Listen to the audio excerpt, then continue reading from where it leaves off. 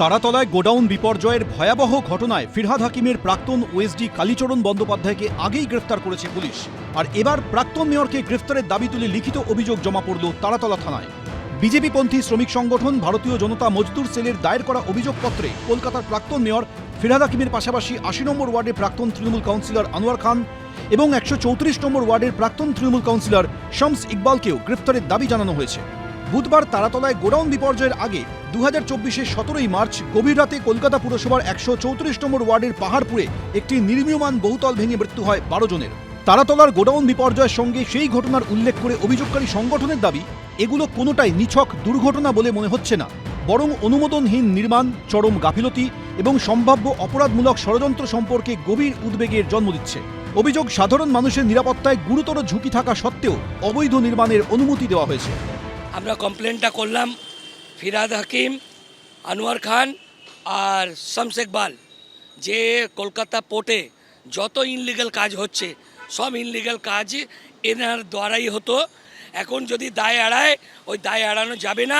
এরা main culprit, আর আনোয়ার খানকে আর ববি হাকিমকে আর Shams ইকবালকে arrest করতে হবে। তারাতলা কাণ্ডের পর বিধানসভায় মুখ্যমন্ত্রীর বক্তব্যে উঠে আসে কালীর নাম। এইটা দেখুন মাননীয় ফিরহাদ হাকিমের সই। আপনার কেএমসিতে কি হয়েছে আমরা জানি না, আপনার কালীকে তুললে সব বেরিয়ে যাবে।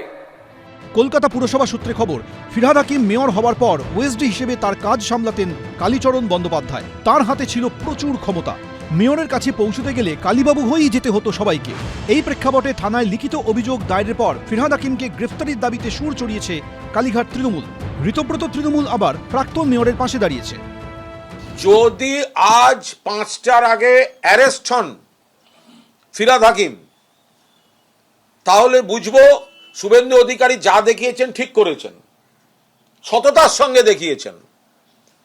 কিন্তু যদি দেখা যায় যে ফিরহাদ হাকিম অ্যারেস্ট হচ্ছেন না, তাহলে ধরে নিতে হবে শুভেন্দু অধিকারী ফিরহাদ হাকিমের এই সইটাকে রাজনৈতিক চাপ হিসেবে ব্যবহার করছেন, যাতে বাঁচতে গেলে তৃণমূলটার পিঠে ছুরি মারুন এবং বাকি কাউন্সিলরদেরকে ফোন করে করে নিয়ে আসুন।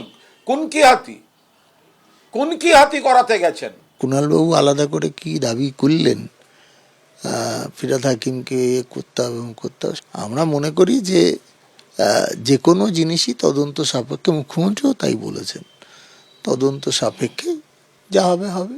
কিন্তু অ্যাকচুয়ালি মেয়ররা প্ল্যানে সই করেন না, ওই বডিতে সই করেন। গোটা ঘটনায় নিরপেক্ষ তদন্তের আশ্বাস দিয়েছে বিজেপি।